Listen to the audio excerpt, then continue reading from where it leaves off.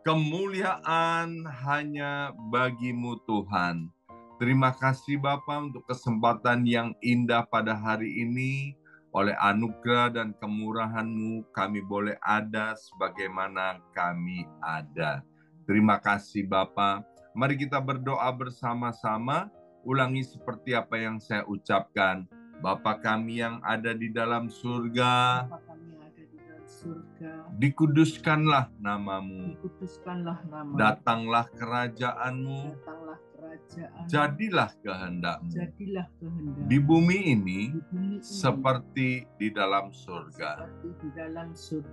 Bapa yang baik, berikanlah kami pada hari ini rezeki yang menjadi bagian kami secukupnya, cukup untuk memberikan pinjaman kepada banyak bangsa, sedangkan kami sendiri tidak punya pinjaman, cukup untuk menjadi saksi Tuhan, mulai dari Yerusalem, Yudea, Samaria, sampai ke ujung-ujung bumi. Cukup untuk menjadikan semua bangsa murid Kristus dan membaptis mereka dalam nama Yesus. Terima kasih Bapa untuk rezeki yang secukupnya, dan ampunilah dosa-dosa kami, ampunilah kesalahan kami, seperti kami pun mengampuni orang-orang yang bersalah kepada kami.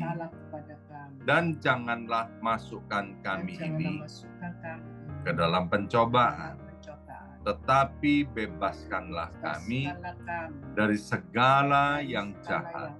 Sebab Engkaulah yang empunya kerajaan, kuasa, dan kemuliaan sampai selama-lamanya. Dalam nama Yesus kami sudah berdoa. Haleluya, haleluya.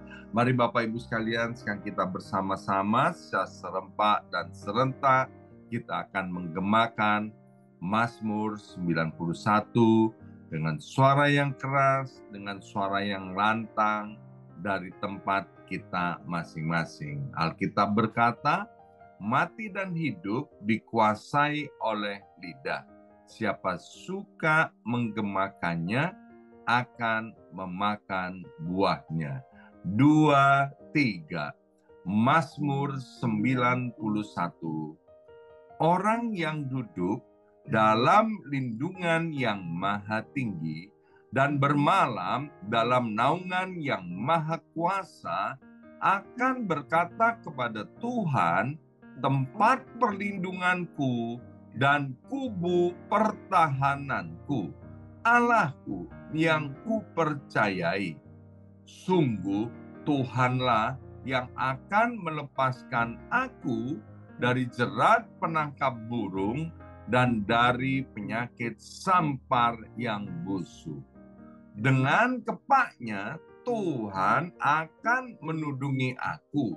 Di bawah sayapnya aku akan berlindung.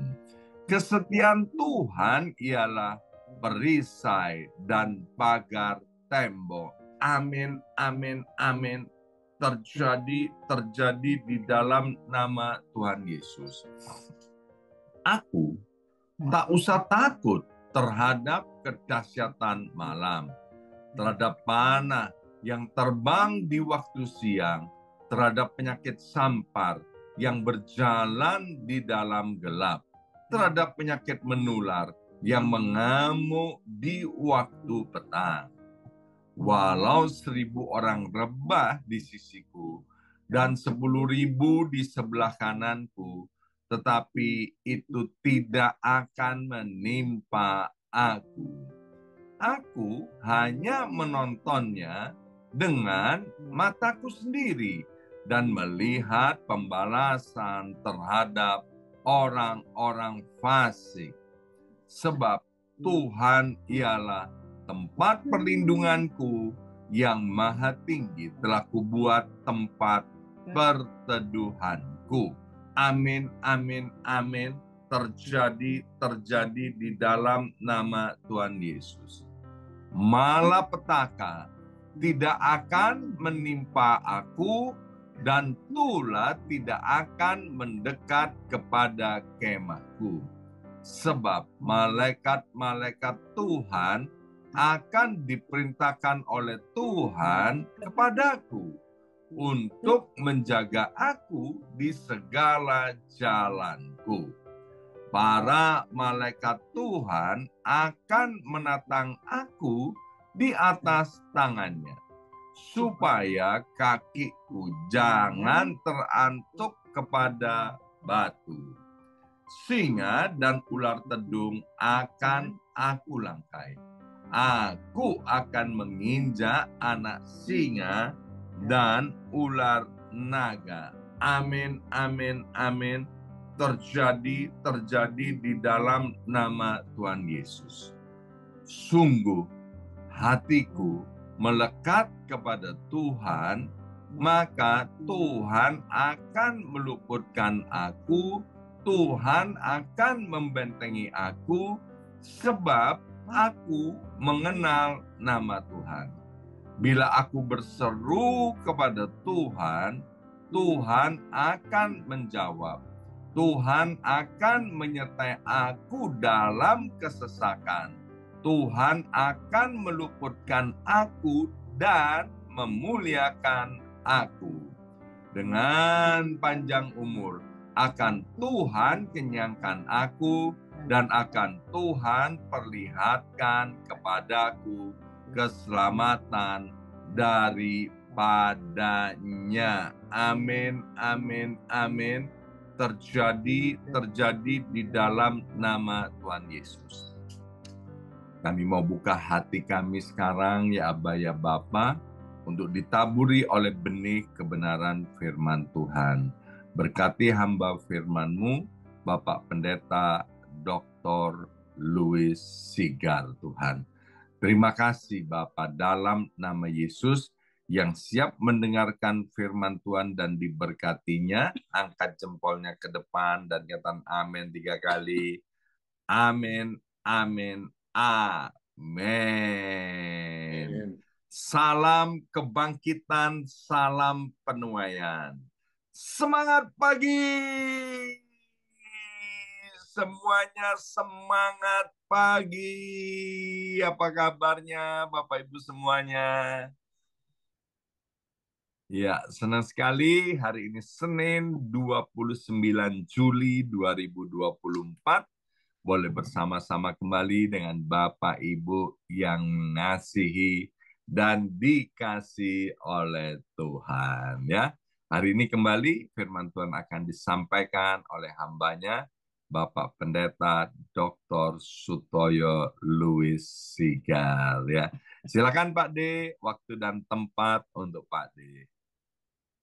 Baik, selamat pagi Bu Bapak yang diberkati Tuhan. Senang kita berjumpa walaupun hanya terlihat wajahnya. Suatu saat kita akan bertemu kembali. Ya, baik. Kembali kepada share screen ya. Sudah ada Pak D. Sudah ada ya. Oke. Sudah, ya. Ya. Baik Bapak Ibu, ini tema kita pada hari ini. Sikap yang benar dalam pencobaan. Yakobus 1 ayat 2 sampai dengan ayat 4. Kita akan membahas secara khusus ketiga ayat ini. Ya. Dan kita sudah memahami bahwa kitab Yakobus adalah sebuah kitab yang memiliki ayat terkenal, sangat terkenal di lingkungan orang percaya, yaitu iman tanpa perbuatan adalah mati. Kitab Yakobus pada mulanya dulu, pada waktu akan dijadikan semacam kitab antara 66 kitab diragukan karena seperti bertentangan dengan surat-surat Paulus. Paulus berkata bahwa keselamatan kita oleh karena iman saja. Ya, iman saja.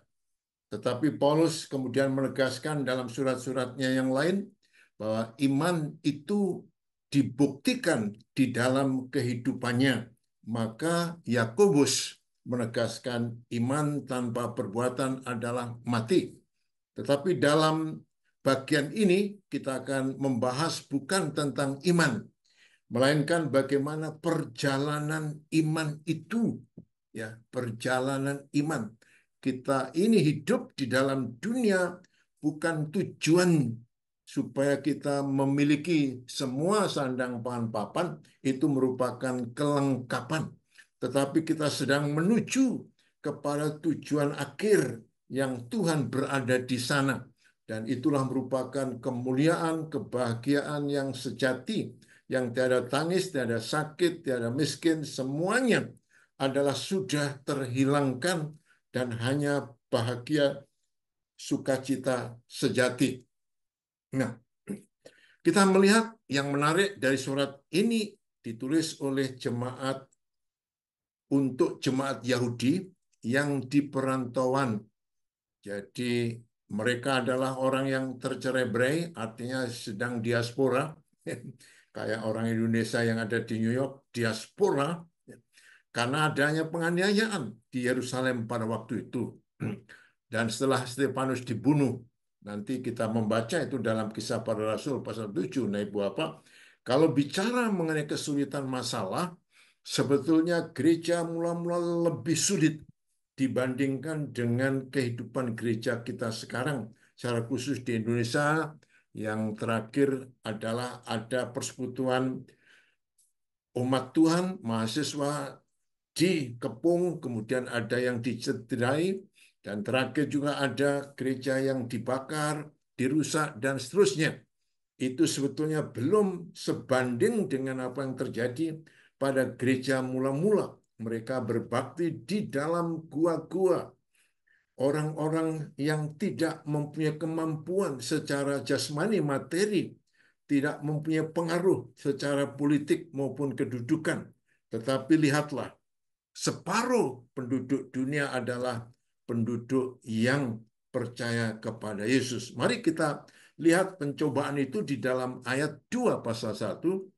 Saudara-saudaraku, anggaplah sebagai suatu kebahagiaan.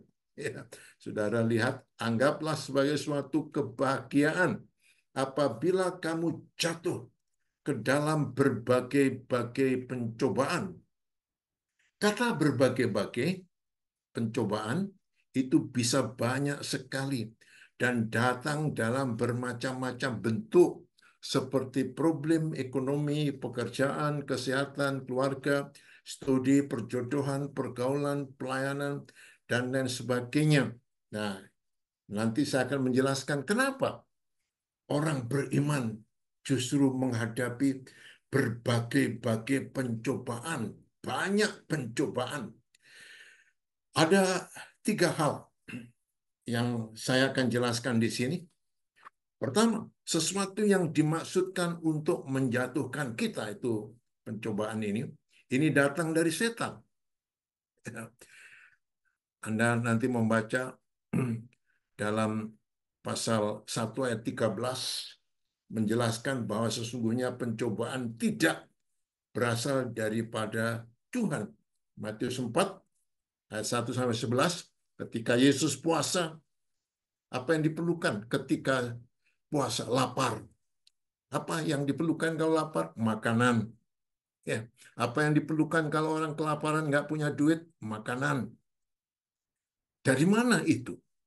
Ya. Yesus berkata, manusia tidak hanya hidup dengan roti saja.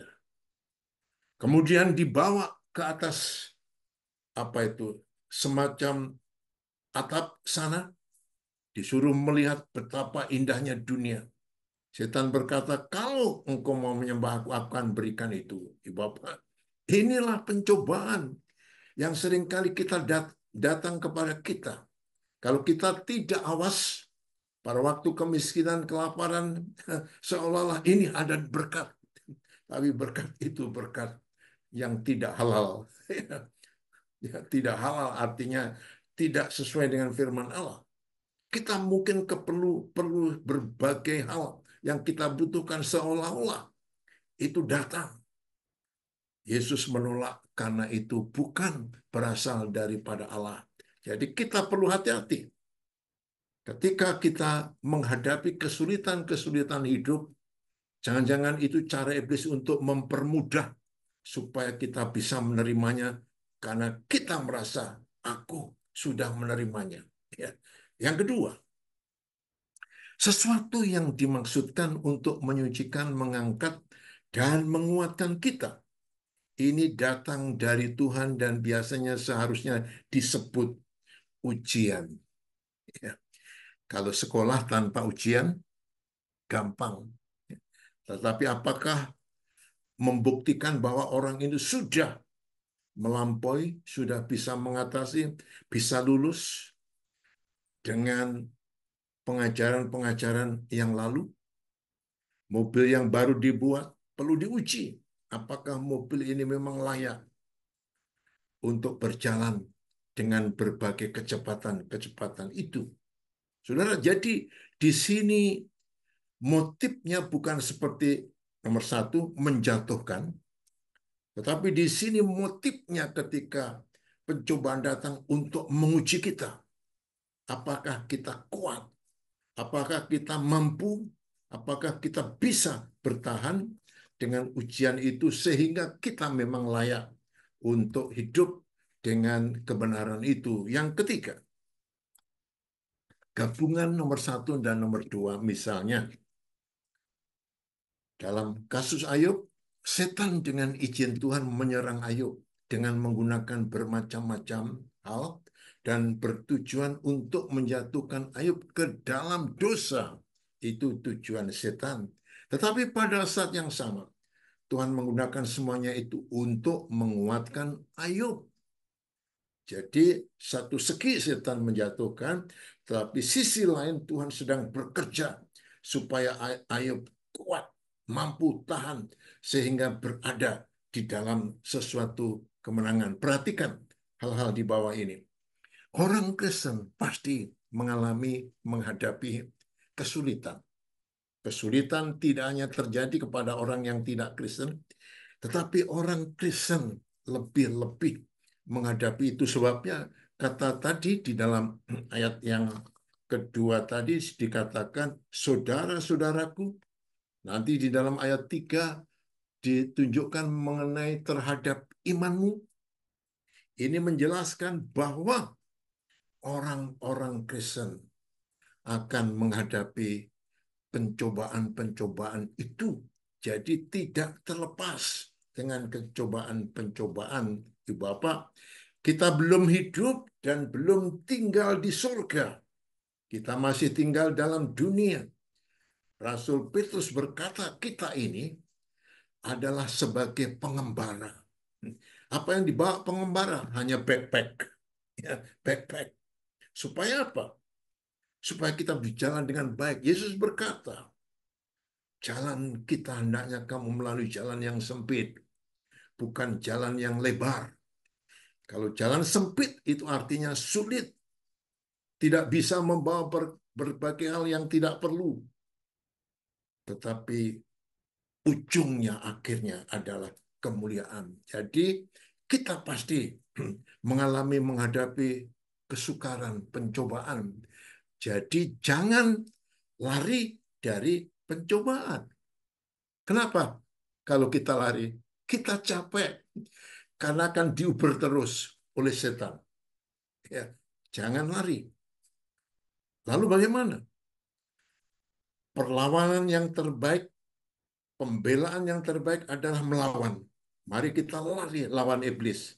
Ya, kita lari lawan iblis. Ya, di dalam pertandingan sepak bola, ya, apa yang terjadi untuk pertahanan yang terbaik? Melawan supaya bisa masukkan gol. Ya, kalau kita lari terus ke belakang, terus akan kemasukan gol. Ya, jangan lari. Karena apa? Meyakinkan akan minat Allah yang penuh kasih karunia sebagai suatu kebahagiaan. Ya, sebagai suatu kebahagiaan. Artinya apa? Karena pencobaan kesulitan itu adalah apa? adalah untuk menjadikan kita tahan, menjadikan kita tahu bahwa itu mendatangkan kebaikan buat kita. Ya. Kalau kita diuji sekolah, kebaikan atau kejelekan? Kebaikan, supaya naik kelas, supaya nanti punya gelar, punya mungkin kemudian pekerjaan, dan lain sebagainya. Dan Tuhan menyertai. Itu yang dikatakan. Lihat, ingat pada peristiwa Yusuf. Nanti Anda baca dalam Kejadian 50 ayat 20. Memang kamu dulu mereka-reka yang tidak baik kejahatan kepadaku. Kamu jual aku. Kamu masukkan aku dalam sumur. Aku masuk dalam penjara. Aku difitnah dan lain sebagainya. Tetapi Tuhan mereka-reka kebaikan. Nah, saudara-saudara, kita lihat di itu. Yang dialami Ayub. Apa itu? Yusuf. Apa yang dikatakan oleh Paulus dalam Roma 8 ayat 28 yang sangat populer. Segala sesuatu yang terjadi dalam kehidupan kita, apapun itu, adalah demi kebaikan kita sebagai orang-orang yang percaya. Demi kebaikan kita sebagai orang percaya. Artinya apa? Artinya bahwa kita adalah orang-orang yang harusnya bertekun, bersuka cita. Nah, ada bapak-bapak di sini atau ibu-ibu di sini. Bagaimana ketika berjuang, bergumul untuk ekonomi? Susah, sangat-sangat memerlukan pergumulan. Kenapa? Kalau itu bisa dicapai, betapa bahagianya keluarga kita, begitu kan?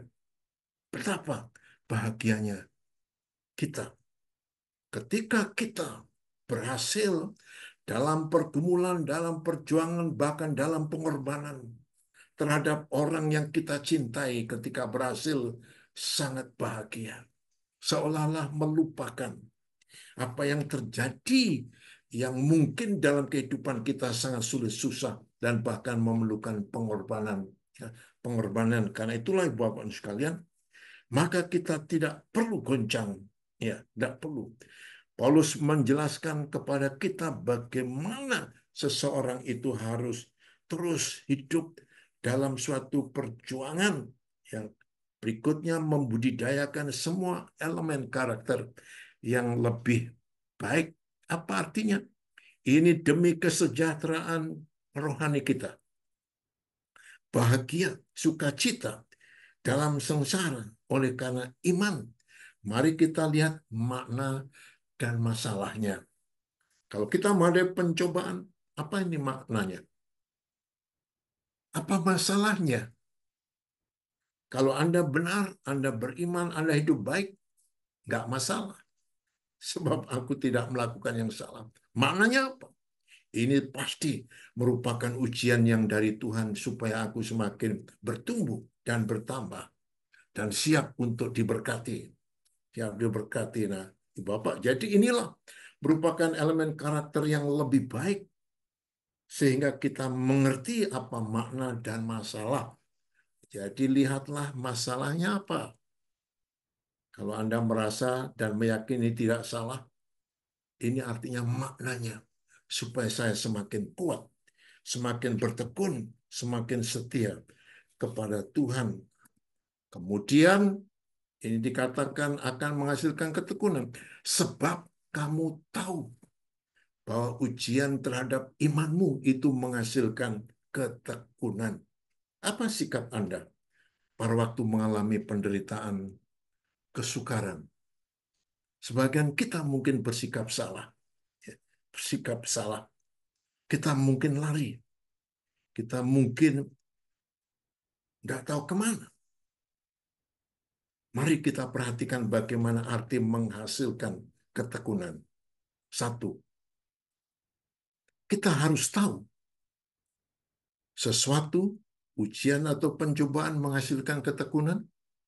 Pencobaan-pencobaan itu tidak mengalahkan atau menjadikan kita putus asa, tetapi menguji kita, menjadikan kita kuat dan murni secara rohani, ya, kerohani.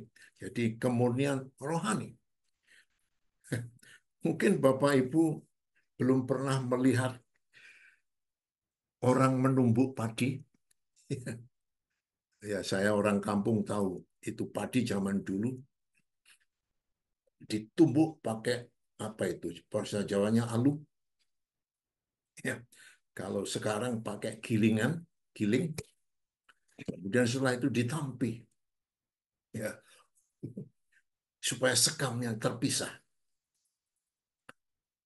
Lalu terpisah dari sekam, kemudian beras itu terjadi.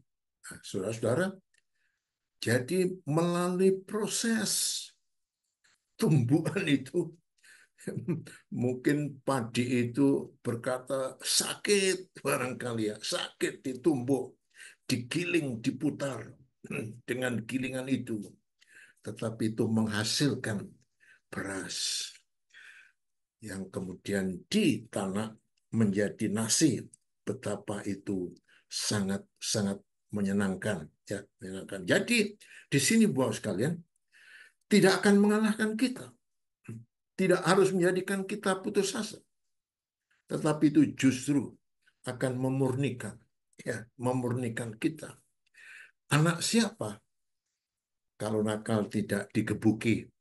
Itu istilah Paulus, penulis Ibrani juga demikian juga.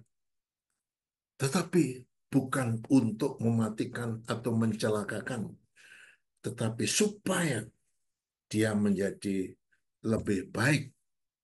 Kata ketekunan berarti berdiri teguh, gigih, bertahan, lebih kuat, dan tidak menjadi lemah. Tidak menjadi lemah. Apa artinya? Kita harus berbuat sesuatu, membiarkan ketekunan bekerja dalam hidup kita. Ya. Ini istilah olahragawan, never giving up, never give up, tidak pernah putus asa, ya, tidak pernah putus asa. Pentingnya mengetahui kesulitan dan pentingnya ketekunan di bawah membawa kepada kita kepada tingkat yang lebih baik, ya, lebih baik. Kalau Anda tidak tekun, Anda akan terus terbelakang. Pertanyaannya kemudian, apakah Anda lebih baik hari ini dibanding kemarin, dibanding tahun lalu? Kalau tidak, itu sebabnya Bapak sekalian, Anda tidak menikmati merasakan langkah yang berikutnya. Kalau Anda di kelas 1, kayak begitu, tidak pernah naik kelas, Anda tidak akan bisa merasakan bagaimana senangnya menjadi murid kelas 2, kelas 3, kelas 4, kelas 5, kelas 6. Jadi kalau Anda Kristennya mediocre, gitu-gitu saja, Anda nanti berkatnya, hidupnya, Kristennya, suasananya, nikmatnya ya gitu-gitu aja. Tapi lihat, saya sudah 51 tahun menjadi hamba Tuhan. Dengan berbagai macam kelompok sama. Yang statusnya statis, yang hidupnya tidak bertumbuh, yang karakter hidupnya gitu-gitu saja, memang hidupnya ya kayak gitu-gitu aja, tidak pernah menikmati apa yang dijanjikan, dijaminkan Tuhan. Nah, Bapak, jadi memang pencobaan akan menjadi penghalang ketika kita tidak mau maju, tidak mau menang, bahkan bertanding. Tetapi ketekunan ini, Bapak sekalian, akan membawa kita lebih maju. Bahkan dalam pertandingan kita akan menang. Karena kita tidak membiarkan kekalahan itu terjadi, itulah sebabnya kita tekun. Ya, kita tekun, tidak pernah putus asa, never give up, terus maju, ya, terus maju. Dan ini yang Tuhan inginkan dalam kehidupan kita sebagai orang-orang percaya. Jadi hendaknya kita tidak jengkel, tidak putus asa, tidak marah, tidak bersungut-sungut, lalu lari, buat minum, dan melakukan hal-hal yang tidak baik karena merasa Tuhan tidak menyertai. Itu salah. Tuhan mau kita tekun. Kita gigih. Kita bertahan. Lebih kuat. Tidak menjadi lebih lemah. Lebih lemah. Jadi mari kita berinisiatif dan berjuang mati-matian untuk memperoleh kemenangan atas pencobaan. Kalau saudara tidak pernah berjuang, tidak pernah bertanding, tidak pernah bertekun, Anda akan kalah. Tapi kalau saudara berjuang, saudara bertanding, saudara gigih, saudara akan menang. Ya, menang. Oke, mari kita lihat hasilnya. Ayat 4, dan biarlah ketekunan itu, ketekunan tadi, memperoleh buah yang matang. Itu artinya sama dengan dewasa, lebih dewasa. Tadinya buah itu dari bunga, lalu buah kecil, gede, lalu apa itu sudah tua, sempurna, matang, dalam arti Indonesia dari benih, lalu anak, lalu mulai bertumbuh, remaja, pemuda, dewasa. Itu proses. Supaya kamu menjadi sempurna dan utuh dan tak berkekurangan suatu apapun. Hasil menghadapi pencobaan cuma adalah sangat menyenangkan. Ada kesatuan dan perbedaan antara sempurna dan utuh. Sempurna berarti sesuatu yang mencapai tujuannya sepenuhnya. Apa Anda mencapai tujuan? Utuh berarti sesuatu yang lengkap dan berkembang secara harmonis dan sehat dalam semua bagian atau wilayah kehidupan rohani. Kedua kata ini dimaksudkan untuk mengungkapkan gagasan lengkap tentang seorang Kristen yang mencapai tujuan karena dia sudah lengkap dalam hidupnya melakukan apa yang Tuhan mau dalam kehidupan kita sebagai orang-orang percaya. Lihat ini. Apa artinya? Karakter Kristen adalah sesuatu yang tumbuh dengan tenang. Agar dapat mencapai kesempurnaannya diperlukan waktu. Itu yang saya katakan perlu proses. Ya, membiarkan kesabaran bekerja dengan sempurna. Ya, kita tahu bagaimana kairos Tuhan.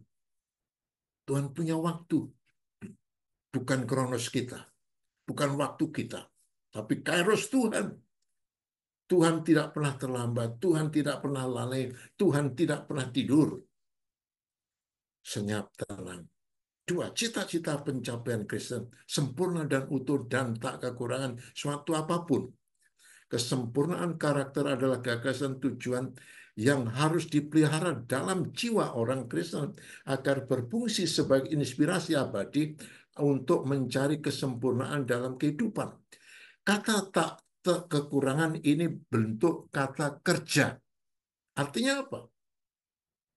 Sempurna dan utuh yang tadi mencapai itu, ya, tak kekurangan. Artinya ini menunjuk kata kerja semakin hari semakin sempurna. Nanti di dalam surga saudara mempunyai apa? Tidak ada tangis, tidak ada miskin, tidak ada sakit, tidak ada apa-apa. Indah sekali nanti Anda membaca dalam kitab Wahyu pasal 20. Indah sekali. Ya. Di dunia Anda punya apapun tetap kurang.